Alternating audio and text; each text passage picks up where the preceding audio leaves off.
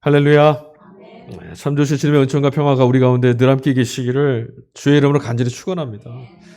여러분 모쪼록 주님이 주신 은혜를 누리시고 몸과 마음과 영혼이 주 안에 건강하여서 하나님께서 우리를 부르신 그 부르심의 길 늠름하게 걸어가실 수 있기를 간절히 축원합니다.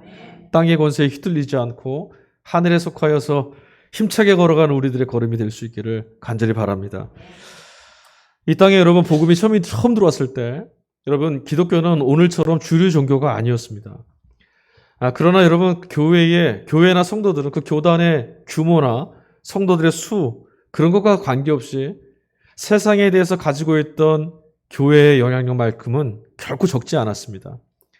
소수였던 그들은 민족의 독립운동 할 때 독립운동에서 맨 앞장 섰던 사람들이었고 퇴락했던 시대를 계몽하고 일깨우는데도 그 걸음을 뒤로 하지 않았고 게을리하지 않았습니다.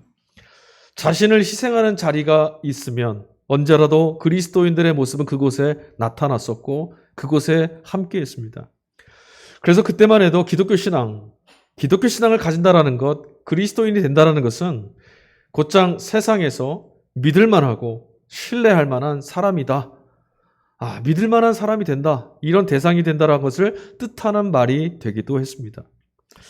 하지만 여러분 언제부터인가 신앙을 가진다라는 것이 어리석고 맹신적이고 이기적이고 폭력적인 종교인이 되는 것과 같다라고 하는 이 비난의 이유가 되고 말았습니다. 딱히 다른 변명을 찾을 수 없을 만큼 이런 형국은 우리에게 현실이 되어버렸고 아마도 이렇게 된 이유에는 이분화된 기형적인 신앙, 그러니까 교회 안에서 우리가 갖고 있는 신앙과 우리가 함께 살아가야 되는 이웃들과 함께하는 일상의 자리에서 우리들의 모습이 일치하지 않은 탓 아닐까 싶습니다. 그동안 우리는 교회 안에서 또 예배의 자리에서 더없이 선하고 거룩한 교인, 성도였습니다. 하지만 가정에서, 학교에서, 일터에서 또는 마을 공동체 안에서 보여주었던 우리들의 모습은 어울리지 않고 낯설어 보였습니다. 신앙이라는 것이 발현되고 신앙이라는 것이 실천되고 입증돼야 될 영역이 여러분 천국이 아니라 바로 이곳 우리를 보내신 이 땅에서 이루어야 될 것이라는 것을 우리가 너무 등한시해온 탓입니다. 그런 면에서 하나님에 의해서 구원을 받았던 이스라엘 공동체는 오늘 우리들의 모습과 무척이나 닮아 있습니다.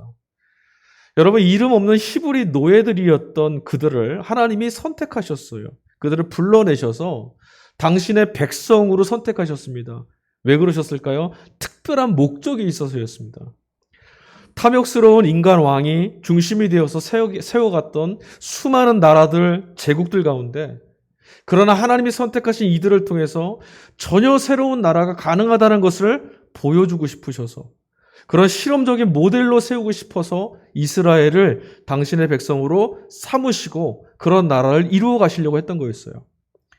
권력을 지향하고 탐욕에 물들은 이들이 여러분 가난한 사람들, 힘없는 사람들을 노예처럼 굴종시키는 이 세상과 달리 하나님께서 왕이 되어 통치하시는 나라. 비록 왕을 세워줘도 마치 하나님이 직접 통치하시는 것처럼 공의와 정의가 실천되고 자비와 은혜가 강같이 흐르는 그런 나라를 이루라고 하시는 그 역사적 책임에 이스라엘 백성들은 하나님의 부르심을 받았던 거예요. 그런 나라를 이루라고. 그런데 오늘 우리가 같이 읽지는 않았지만 일독서 본문으로 주어진 예레미야서나 아모스 말씀, 그 말씀 안에 보면 선지자들의 목소리를 통해서 우리는 하나님이 울부짖으시고 처절하게 외치시는 음성을 들을 수 있습니다.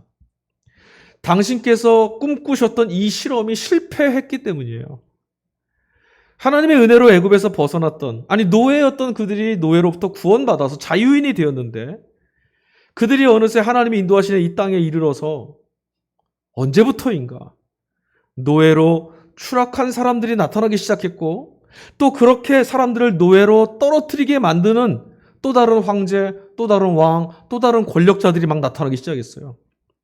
그리고 아이러니하게도 여러분 사람을 노예로 부릴 만큼 이스라엘 땅에는 이 땅 안에는 정치, 경제적으로 풍족하고 강성한 이들이 막 드러났습니다. 세상이나 세속적으로 본다면 더할 나위 없이 성공한 사람들, 더할 나위 없이 명예를 가진 그런 성공 시대를 살아가는 사람들이 등장한 거죠. 그런데 여기를 기억해야 돼, 우리는. 하나님의 평가는 너무 달랐어요. 오히려 이 시절에 하나님의 분노는 점점 높아만 갔고, 오늘 말씀을 읽어보면 하나님의 분노가 이제 극에 달았다는 것을 알게 됩니다. 경제적인 부를 얼마나 많이 이루었는가, 정치 외교적으로 얼마나 대단한 업적을 이뤘고, 이 나라가 얼마나 세상으로부터 많은 제국으로부터 칭찬받고 존경받는 나라, 우러름을 받는 나라가 되었느냐, 이것은 하나님이 너희가 옳다 아니면 그르다 하시는 판단의 기준이 아닙니다. 얼마나 그럴듯한 신앙생활을 하고 있는지가 아니라 오직 그 땅에서 하나님이 초대하시고 부르신, 우리로 치면 보내신 그 땅에서 얼마나 공의와 정의, 자비와 인애를 펼치고 살아가고 있는지 그 여부, 그것을 통해서 너희들이 옳다, 너희들이 그르다를 판단하시겠다라고 하는 게 하나님의 근거였어요. 그리고 자비와 인애의 실천은 헐벗고 굶주리는 사람들, 소외되고 버려진 이들의 억울한 눈물이 멈추어지어 있는가를 통해서만 하나님이 확인하시겠다고 했어요. 우리가 대단히 의롭고 정의롭게 사랑하고 자비하고 이런 말들을 하고 살아가고 있습니다. 하나님, 우리 그게 아니라 너희 가운데 눈물 흘리는 자의 울음이 멈추었느냐? 너희 가운데 억울하다고 내게 신원하며 기도하는 자의 기도가 이제 멈추었느냐? 그것을 통해서 너희가 참으로 자비를 실행하고 정의를 이행하면서 내 말 잘 듣고 사는구나 평가하시겠다는 거예요. 오늘 우리들의 믿음도 마찬가지입니다. 우리가 이 땅에서 하나님 백성으로 신앙생활, 믿음생활 잘하고 있는 것은 우리가 하나님 앞에 보여드리는 모습이 아니라 우리 주변에 믿는 우리를 통하여 어둠 속에 내몰린 자가 있느냐 없느냐, 이거 보고 판단하시겠다는 거예요. 선택 본문이었던 아모스, 구약 본문의 일독서에 선택 본문으로 주어진 게 아모스서였는데, 아모스서 안에는 하나님께서 이스라엘을 향해서 분노하실 수밖에 없는 그들의 민낯이 적나라하게 폭로되고 있습니다. 그 말씀 안에 가보면 더 잘 살게 된 권력자, 부자들이요, 빈궁한 이들을 짓밟고 망하게 하는 모습들이 막 드러나 있어요. 근데 이것이 그들만의 문제가 아닙니다. 유력한 이들만의 문제가 아니라 시장에서, 그러니까 우리 같은 사람들이죠. 보통 사람들이 함께 있는 그 시장에서도요, 사람들이 서로 어떻게 했냐면 되는 대박은 줄이고 추는 느리고 가짜 저울로 서로가 서로를 막 속이고 있습니다. 요즘에 과자 같은 거, 지난주에도 과자를 하나 이렇게 먹다가 제가 참 어이가 없고 화가 났어요. 예전에 많이 먹던, 예전에 어렸을 때는 보름달만하게 큰 과자라고 생각했었는데 요만해졌어요. 요만해졌는데 가격은 더 올랐어요. 2번이나 속여 먹는 기분을 당해서 속상했어요. 근데 이렇게 대박을 줄이고 추는 늘려서 가짜 저울로 서로가 서로를 속여 먹는 세상이 된 거예요. 시장에서 사람들이 함께 보이는 우리 모두가 다 이렇게 됐다는 거죠. 정직하게 땀 흘리고 수고하면서 살아가는 이 사람들은 오히려 어리석은 바보처럼 여겨지는, 모두가 거짓된 세상을 만들어가는데 한통속이 되어버린 그런 땅이 되고 말았다는 거예요. 어디가? 이스라엘이. 근데 하지만 여러분, 여기서 벌써 실망하시긴 이뤄요. 6절 말씀에 가보니까 이들이 얼마나 막장까지 갔는지가 드러나 있습니다. 이렇게 돼 있어요. 헐값에 가난한 사람들을 사고 신 한 켤레 값으로 빈궁한 사람들을 사자. 찌꺼기 밀까지도 우리가 팔아먹자 하는구나. 하나님이 그들을 보시면서 탄식하시는 거예요. 이게 무슨 말입니까? 여러분, 성경은 분명 만물의 창조주, 주인이 누구시라고 하셨죠? 하나님이시라고 선언하고 있습니다. 그리고 그 하나님께서 사람을 하나님의 형상으로 지으셨다라고 또 선언하고 있습니다. 근데 이 말씀 안에는 어떤 사람만이 아니라 모든 사람이죠? 그렇지 않습니까? 하나님이 어떤 사람은 능력이 되고 대단해 보이니까 하나님의 형상대로 지으시고, 어떤 사람은 가진 것도 없고 미련하고 못났으니까 그냥 흙으로 대충 만들어서, 이렇게 말씀되어 있지 않아요? 하나님이 사람을 자신의 형상으로 지으셨다, 이렇게 말씀하고 있어요. 그러니 여러분, 모든 사람은, 모든 인간 안에는 하나님의 고유한 성품과 속성이 담겨 있는 거예요. 우리 안에도. 그러므로 여러분 어떻게 해야 됩니까? 병들은 사람들이나 건강한 사람들이나 가난한 사람이나 부한 사람이나 권력자나 아니나 그 누구라도 하나님의 형상으로 지음을 받은 그 인간다움의 품위를 잃지 않아야 하고요. 우리 모두는 그렇게 그런 품위를 잃지 않도록 곁에서 서로가 서로를 지켜주어야 합니다. 이 사실을 우리가 마음으로부터 믿고 있는지 아닌지는 우리가 사람을 어떻게 대하고 있는지를 보면 알 수 있어요. 그런데 하나님께 선택받은 백성이라고 자부하던 이 이스라엘 안에 무슨 일이 벌어진 겁니까? 신발 한 켤레 값으로 사람을 사고 파는 일이 벌어졌어요. 여러분, 누구라도 이 말씀을 읽을 때 화가 날 겁니다. 여러분, 이 말씀 읽으시면서 그렇지 않으셨어요? 어떻게 이스라엘이 이럴 수 있냐? 어떻게 사람을 돈으로 이렇게 사고 파냐?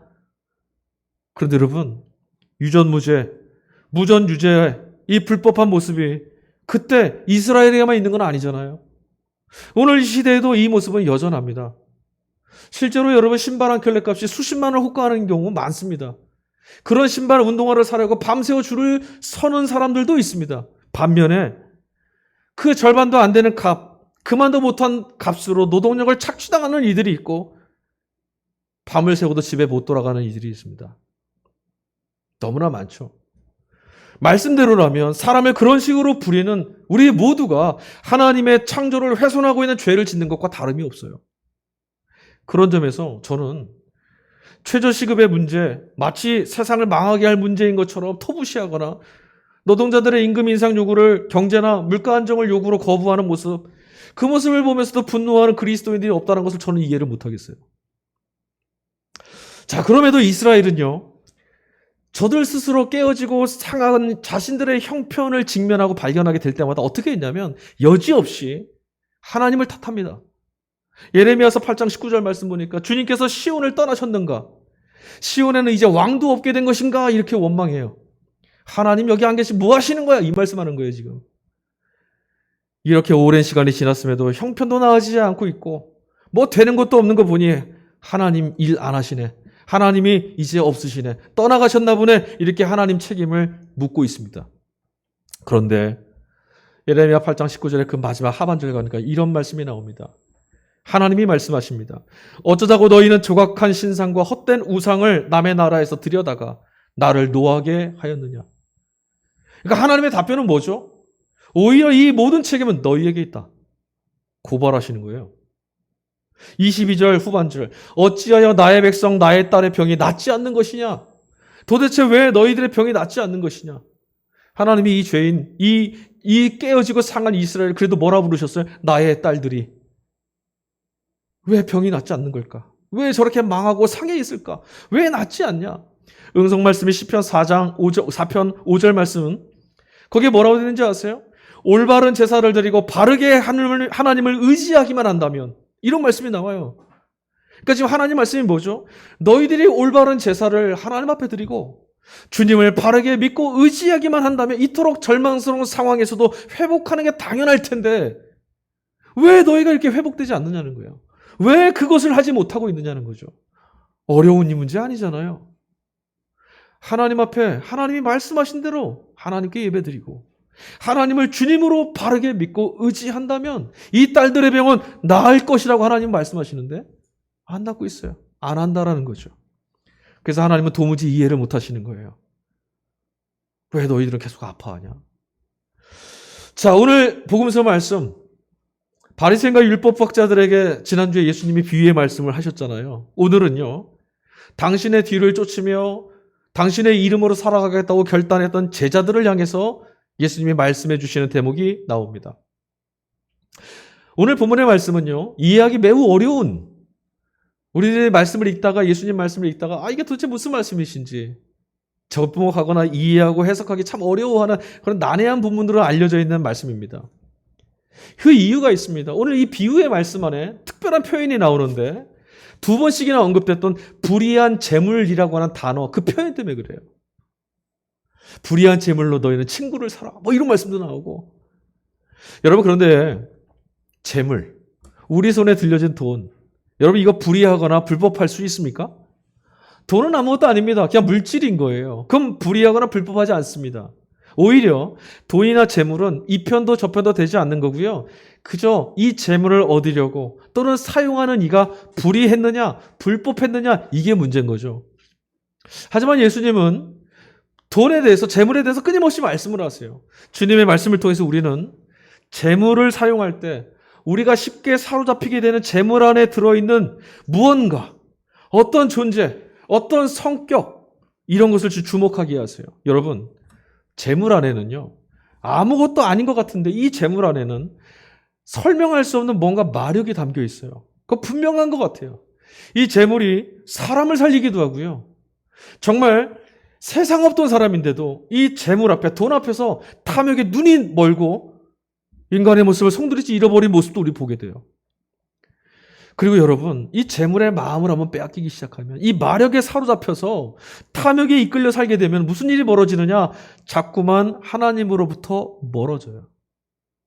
재물이 없어서, 재물이 많아서 어쨌든 이 둘 모두 재물 때문에라는 마음에 사로잡히기 시작하면 하나님으로부터 멀어진다는 거죠.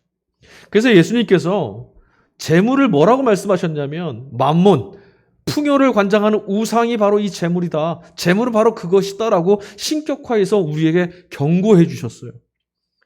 그리고 오늘 말씀도 보니까 하나님과 재물을 겸하여 섬길 수 없다라고 결론 내려주셨죠. 그런데 여러분, 이 말씀이 끝이 아니에요. 오늘은 13절까지 이어져 있지만 그 뒤에 14절 말씀 이유를 보니까 예수님이 이 말씀을 하시자 뒤에서 비웃고 있던 사람들이 있어요. 바리새파 사람들이었어요. 누가는 바리새파 사람들 뭐라고 표현했는 줄 아세요? 그들이 돈을 사랑했으므로 라고 말해요. 바리새파 사람들이 누구죠? 하나님 말씀대로 살아야 된다. 말씀을 지키며 살아야 하나님 뜻대로 돌아가야 우리가 독립할 수 있다. 우리 다시 옛 영화를 찾을 수 있다. 경건하게 살자 이랬던 사람들인데 뭐라고요? 그들이 돈을 사랑함으로. 그렇게 경건한 종교인들이었지만 돈의 마력에 사로잡혀 있는 거죠. 사용해야 될 재물을 사랑하게 됐고 복종하고 섬겨야 될 대상으로 여기는 부자들에게, 그 돈의 마력에 사로잡힌 사람들에게 주님의 말씀을 이렇게 늘 어리석은 비웃음의 대상이 됩니다. 그런데도 우리는 늘 소비의 대상일 뿐인 재물을 자꾸만 섬김의 대상처럼 바라봅니다. 우리도 그렇게 바라왔습니다. 저 돈님이 내게 오시면 이 상황을 극복하고 구원해 주실 텐데, 저 돈님이 나를 구원해 주시면 살 것 같은데, 이래 왔다라는 거죠. 그러나 주님의 제자들은 그리할 수 없는 겁니다. 예수님의 제자란 무릇 하나님만을 섬기는 사람들이기 때문입니다. 오늘 비유 말씀 안에서 부자가 등장합니다. 이 부자가요, 청지기 하나를 고용했어요. 청지기는 자기 밑에 두는 사람이죠. 맡겨둔 사람입니다. 자기 걸 맡겼어요. 뭘 맡겼냐? 재산을 다 맡겼습니다. 네가 좀 잘 보관하고 관리해다오. 근데 어느 날 이 주인이 불쾌한 소식을 들었습니다. 자기가 고용한 이 청지기가 자신의 재물을 낭비하고 있다고 하는 불편한 소문을 듣게 된 거예요. 주인이 믿는 도끼에 발등을 찍힌 그 심정이 됐어요. 얼마나 속에 불이 났겠어요. 그를 불러들였습니다. 그리고 오늘 말씀 보니까 이제 너 그만해라. 다시는 일 못 맡을 거야. 곧장 그를 해고하기로 결정했어요. 그러니까 오늘 비유의 말씀은 주인으로부터 청지기에게 전해진 해고 통지인 거죠. 그런데 주인이요, 재미납니다. 곧장 그냥 바로 내쫓으면 되는데 그렇게 하지 않고 이 청지기에게 너 일 마무리해라. 말미를 줬어요. 잘 마무리하고 정리해라. 그리고 본문의 이후의 말씀의 내용들은 뭐냐면 이 청지기, 주인에게 해고 통지를 받은 이 청지기 입장과 관점에서 쓰여진 글들입니다. 자, 주인의 해고 통지를 받은 청지기, 그는 이 사실을 매우 심각하게 받아들였습니다. 당연하죠. 해고 통지 받았는데 먹고 살기가 이제 끝난 거예요. 이건 믿고 살았는데 지금 자신이 처한 상황이 매우 긴박하고 매우 절실한 처지라는 것을 이 사람은 실감했습니다. 하나님으로부터 맡겨진 삶을 살아가고 있는 것이 우리인데, 여러분, 우리도 이런 해고의 날이 우리에게 언제라도 찾아올 수 있다는 사실을 무겁게 받아들이고 살아야 되는데 우리는 어떻게 살았을까요? 마치 내게 주신 이 청지기에게 맡기신 것처럼 내게 이 생명을 맡기셨는데 주인이 달라 하실 일이 없을 것처럼, 내 것처럼 우리가 그렇게 살고 있지는 않았을까? 안타깝게도 여러분, 우리 대부분은 내 생명은 마땅하고 당연한 것인 것처럼 착각한 채 주인으로부터 어느 날 우리에게 찾아올 해고 통지 같은 데는 관심도 갖지 않은 채 우리 살아왔습니다. 자신의 것을 내놓아라 주님이 말씀하실 때 우리는 아무런 항변도 할 수 없는 존재라는 것을 실감하지 않고 사는 거죠. 그런데 여러분 분명한 것이 있습니다. 이 사실을 기억해서 주인이 있다는 것을 기억해서 맡겨진 삶을 성실하게 살아가는 사람들에게는 어느 날 주인이 불러드릴 때 그날은 기쁨의 날이 될 겁니다. 하지만 이와 반대로 두려움과 절망에 사로잡혀서 살아가는 이들도 있다라는 거죠. 여러분 기억하셔야 됩니다. 우리는 아직 그저 주인의 해고 통지를 받지 않았을 뿐입니다. 이 말씀은 아모스, 이 선택 본문인 아모스서 8장 7절에 있는 이스라엘의 악행을 보시면서 하나님이 던지신 말씀을 기억하게 해줍니다. 하나님이 이렇게 말씀하셨어요. 아까 말한 이 이스라엘의 패악함을 보시면서 주님께서 야곱의 자랑을 걸고 맹세하신다. 그들이 한 일 그 어느 것도 내가 두고 있지 않겠다. 칭찬하시는 말씀이 아니에요. 주님이 마치 없는 것처럼 자신들 하고 싶은 대로 악행을 일삼으면서 하나님 백성들을 하나님의 형상으로 지음받은 그 백성을 신발 한 켤레 값으로 주고 사고 팔고 그들의 그 근거되는 씨알까지도 다 뺏어가는 자신의 백성들을 눈에서 피눈물 나게 하는 그 모든 일들을 지금 하나님이 나 하나도 잊지 않고 두고 기억하겠다 말씀하시는 거예요. 이게 무슨 말씀이시죠? 주 하나님 맹세하신 겁니다. 악행을 일삼은 너희에게 심판이 있을 것이다. 그러니 이 말씀이 정말 들린다면 그렇게 살아온 이들에겐 얼마나 무서운 말씀입니까? 하나님이 두고 있지 않겠다. 무섭지 않으십니까? 그러나 고난당한 그러면서도 하나님의 뜻을 쫓으며 살아가는 이들에게는 내가 두고 있지 않겠다라는 말씀은 더없이 따뜻하고 더없이 푸근한 위로의 말씀이 또 되지 않습니까? 청지기 그는 주인이 허락해준 말미의 시간, 아주 짧은 시간, 언제인지 모릅니다. 이제 주인이 이제 끝 하면 그냥 나가야 됩니다. 언제인지 알 수 없어요. 그 짧은 시간을 어떻게 내가 활용해야 될까? 여기서 쫓겨나면 이제 못 먹고 어떻게 살지 모르는데 최대한 이 시간 동안 앞으로 어떻게 먹고 살지를 준비해야 돼. 어떻게 하면 좋을까? 거기를 고민했어요. 그리고 나서 자신의 운명을 오늘 말씀을 보니까 가난하고 연약한 이들에게 내 운명을 좀 맡겨야겠다. 이렇게 생각했어요. 그렇게 생각이 정리되자마자 이 청지기는요, 지체하지 않았습니다. 아주 번개같이 자신의 생각을 실천에 옮기기 시작했어요. 그것이 무엇이었냐? 채무자들을 다 불러 모았습니다. 다 불러 모아서 그들의 빚을 탕감해주기 시작했어요. 탕감해주고 채무증서, 그걸 거짓으로 증서를 만들었습니다. 오늘로 치면 이의 행위는 주인의 재산을 가지고 횡령하거나 배임하는 그리고 거짓 문서를 만드는 위조 문서를 만드는 아주 고약한 범죄 행위죠. 그런데 주인이 이 소식을 듣고 뭐라고 했죠? 오히려 그를 야, 그놈 참 슬기롭다. 칭찬해 줬대요. 이게 우리를 어렵게 하죠. 현실에서는 이렇게 부정하고 불의하고 지 살겠다고 이렇게 위조를 일삼고 하는 이런 청지기를 감싸줄 만한 주인은 없습니다. 저 살겠다고 이런 일 하는데.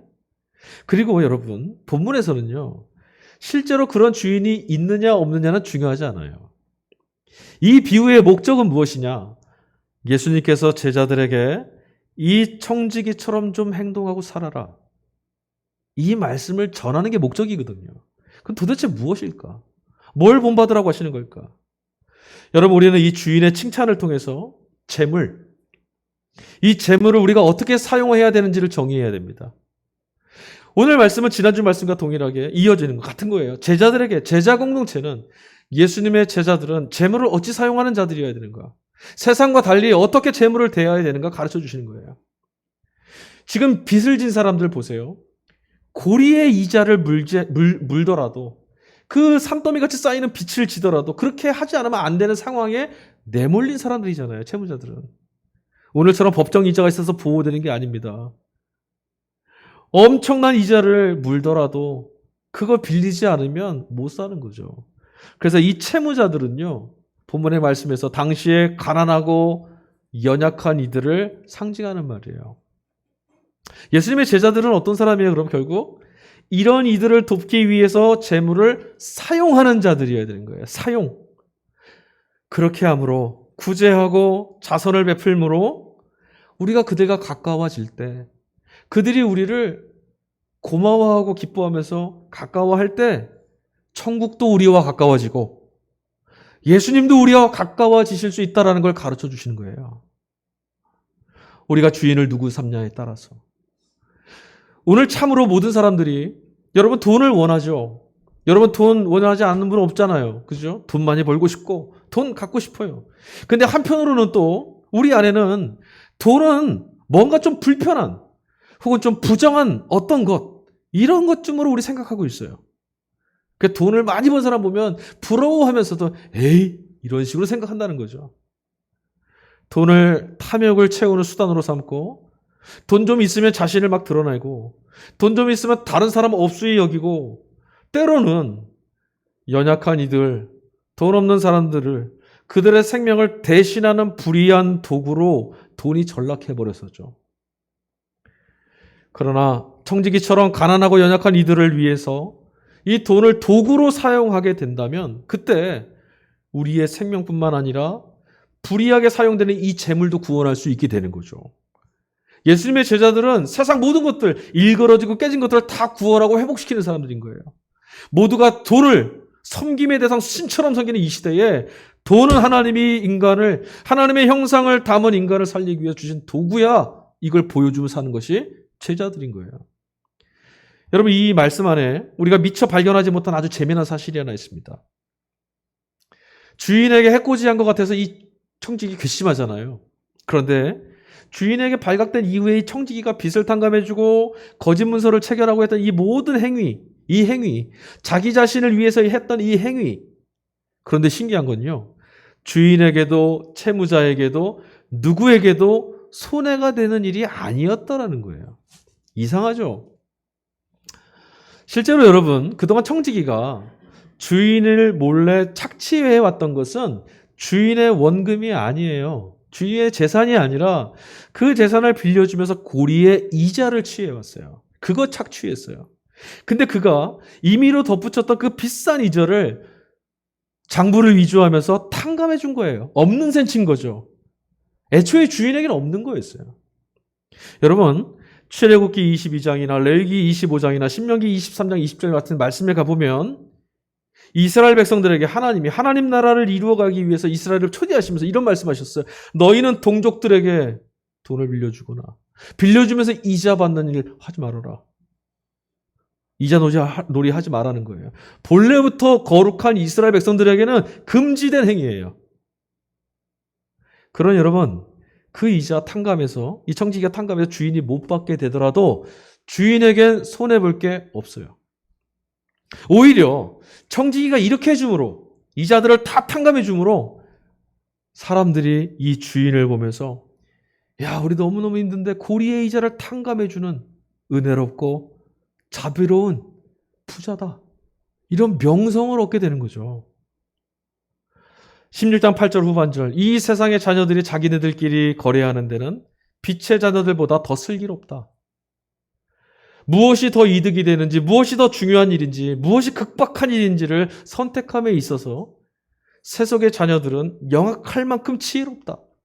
예수님의 말씀입니다. 그런데 주님의 이 말씀 안에는 이 시대를 살아가야 하는 우리를 향한 주님의 깊은 안타까움이 배어 있습니다. 교회, 성도들, 제자들, 그리고 우리들에게 여러분 지금 이익이 되는 것이 무엇이고 정말 우리들에게 급한 일은 무엇이죠? 주님의 뒤를 따르고 있는 제자된 우리가 지금 해야 될 일은 무엇입니까? 지금 당장 해야 될 일 말이죠. 무엇이 더 중요한 것입니까?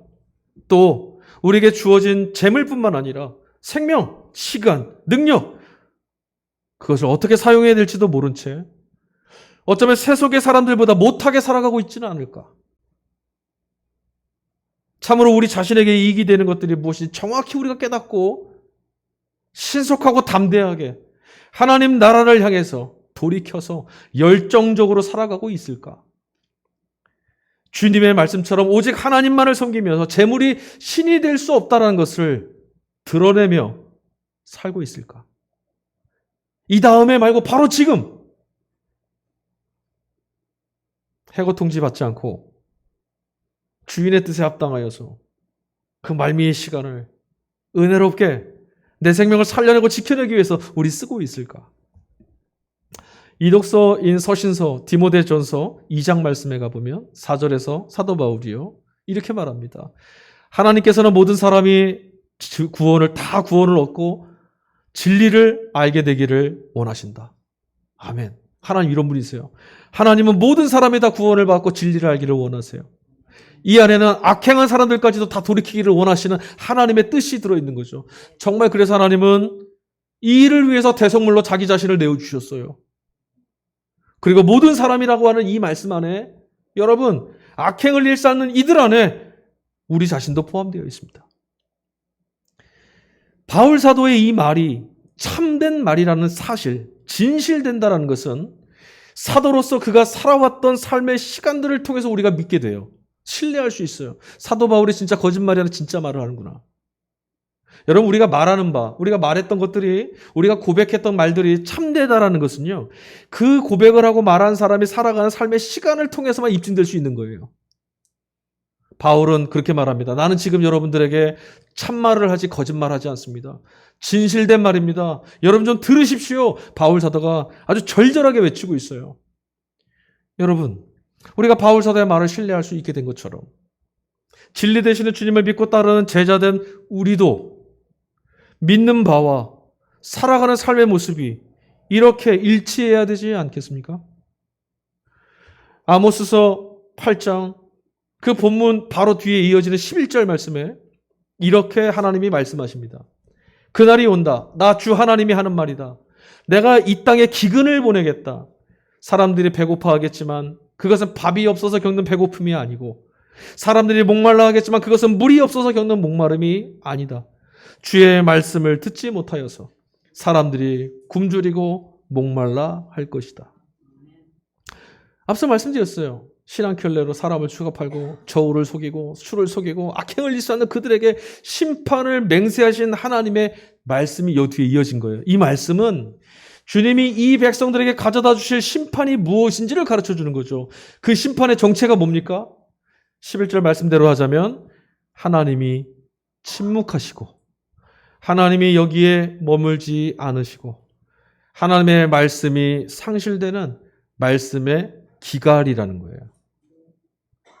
저는 이 말씀을 읽는 우리 모두가 아주 심각했으면 좋겠어요. 이 말씀을 들으면서도 말씀의 기갈하는 게 뭐 대수야? 뭐 별거 없네. 그 정도야 뭐 안 들리면 안 들으면 되지 뭐. 이렇게 생각하신다면 이거 큰 문제예요. 우리 자신, 우리의 목전 앞에 주인의 해고 통지가 지금 앞에 와 있다라는 것, 그런데도 불구하고 우리를 구원받았다라는 사실을 실감한다면 우리 이렇게 말 못합니다. 더 솔직히 말씀드리자면 이런 생각을 갖는다라는 것은 아직 기독교 신앙이 말하고 있는 복음이 무엇인지 깨닫지 못했다라는 거예요. 복음이 사건이 되고 예수님이 구원이 되신다 사건을 믿게 된다면 하나님 말씀이 없는 기갈, 하나님이 우리에게 등을 돌리신다라고 하나님의 침묵하신다는 사건은 이보다 더 처절하고 아픈 심판은 없어요. 하나님이 내게서 등을 돌리신다니. 말씀이 사라지게 되면 어떻게 되는가? 그 순간 영혼은 피폐해지는 겁니다. 하나님의 형상이 다 파괴되는 겁니다. 이것만 하면, 이것만 얻으면, 이것만 갖게 되면 행복해질 것이라고 믿고 달려왔던 오늘 우리들의 삶이 결국 험으로 떨어지는 이유가 뭔지 아세요? 바로 이거예요. 말씀의 기갈 때문에. 이어지는 12절 말씀을 읽어볼게요, 제가. 8장 12절 말씀인데요. 말씀의 부재, 말씀의 기갈이 도대체 어떤 것인지 여러분 눈을 감고 잠깐 생각해 보시면 좋을 것 같아요. 이렇게 말씀이 이어집니다. 사람들이 그때가 되면 이 바다에서 저 바다까지, 북쪽에서 동쪽까지 비틀거리면서 여호와의 말씀을 구하려고 돌아다니지만 그래도 얻지 못할 것이다. 하나님이 등 돌리신 거죠. 여러분, 극심한 가뭄에는요, 아무리 시원한 냉수를 들이켜도 그걸로 갈증이 해갈되지 않습니다. 극심한 가뭄에 궁극적으로 가뭄 자체가 그쳐야만 목마름이 멈출 수 있는 거예요. 세상을 다 뒤져서 얻으려고 했지만 하나님의 말씀을 얻지 못하게 된답니다. 말씀이 기갈이랍니다. 여러분 여기다가 이 하나님의 말씀, 여호와의 말씀이라는 단어를요 한번 바꿔서 한번 생각해 보세요. 읽어보세요. 생명, 혹은 안식, 혹은 평안, 영혼의 만족, 자유, 기쁨, 이런 단어로 바꿔서 한번 읽어보세요. 너희가 그때가 되어서 영혼의 만족을 얻으려 헤매고 다녀도, 너희가 그때가 되어서 평안을 구하고 다녀도, 너희가 그때가 되어서 자유나 기쁨을 얻으려고 돌아다녀도, 너희가 너희의 생명을 구하려 돌아다녀도 얻지 못할 것이다. 끔찍한 말이죠. 어떻습니까, 여러분? 여러분들은 아모스 선지자가 말했던 것처럼 여호와의 말씀을 지금 얻으셨습니까? 상황이나 조건과 관계없이 영혼의 안정감과 평화를 누리는 이 영혼의 만족을 경험하셨느냐고 제가 묻는 겁니다. 하나님을 절대 잊지 않겠다고 두고두고 기억한다고 말씀하셨어요. 이 말은 반드시 불의한 이 땅에 말씀의 기갈이라고 하는 심판을 가져다 주시겠단 말이에요. 우리가 아무리 찾아도 구할 수 없는, 잊지 않는 분이시니 심판은 취소되지 않을 겁니다.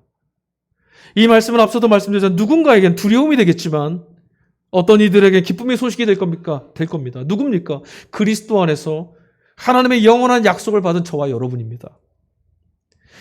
분명히 오늘의 삶을 지금 이 시간에도 축제처럼 경험하시는 분이 있을 겁니다. 반대로 12절의 말씀처럼 여전히 이것저것 비틀거리고 헤매고 다니지만 여전히 헛헛함이 밀려오는 시간을, 그런 인생을 살아가는 이들도 참 많죠. 그런 인생이 뭐냐? 성경은 하나님의 심판, 말씀의 기갈을 경험하고 있는 것이다라고 말하는 거예요. 여러분, 예수님의 제자가 된다는 말은 하나님의 행하시고 이루어 주실 세상, 즉 하나님의 나라를 기다리고 그날을 갈망하며 살아가겠다라는 것을 뜻하는 겁니다. 비록 지금 이런 땅에 살지만 나는 하나님 나라를 꿈꿉니다. 이게 예수님의 제자가 되는 거예요. 주님이 가지고 오신 그 세상을 내 자신의 삶에서 실제로 경험할 때만, 맛볼 수 있을 때만, 여러분 그때만 우리 영혼이 만족을 얻을 수 있어요. 반대로 말씀이 내 삶에서, 우리 각자의 삶에서 육화되는 경험, 실제가 되고 능력이 되는 경험을 할 수 없다면 신앙생활은 종교에 떨어지고 삶은 공허해질 수밖에 없습니다. 신앙생활 그렇게 했는데 왜 이렇게 헛헛하지? 왜 이렇게 비어있는 것 같지? 적어도 여러분, 우리는 주님의 부르심을 받은 사람들입니다. 주님의 뒤를 따르겠노라 결단하며 인생을 하나님 나라를 향해서 지향하겠다고 뒤를 따라 나선 사람들 아니에요? 그러니 여러분, 아직 깨닫지 못했다고, 아직은 믿지 못하겠다고, 아직 그런 날이 오지 않았지 않습니까? 변명할 수 없어요. 우리의 신앙은 늘 어떻게 살아갈 것인가라고 하는 물음을 시작으로 예수님을 따르는 실천으로, 예수님의 길을 쓰고 따라가는 실천의 삶으로 이어져야 돼요. 하나님을, 말씀이 능력이 되는 삶을 한번 살아보라는 말씀이에요. 영혼의 가람을 해소하고 풍성한 생명을 누리는 여러분, 예수님의 길을 우리 따르며 살아가야 합니다. 주인에 의해서 주어진 말미의 시간 같은 인생이 우리에게 주어졌어요. 우리의 이 인생 안에 이보다 시급하고 이보다 급박한 일이 있습니까? 우물쭈물할 시간 없습니다. 믿음을 갖고 주님을 따르는 제자의 길로 걸어가십시오. 그 안에 우리의 구원이 담겨 있습니다. 우리 찬양하겠습니다.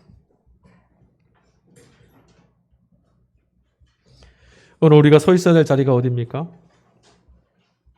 우리가 오늘 지향해야 될 곳, 우리가 있어야 될 곳, 우리가 구해야 될 것은 물질도, 재물도, 명예도, 건강도, 안락도 아닙니다. 이 모든 것들을 가져다 주시는 하나님,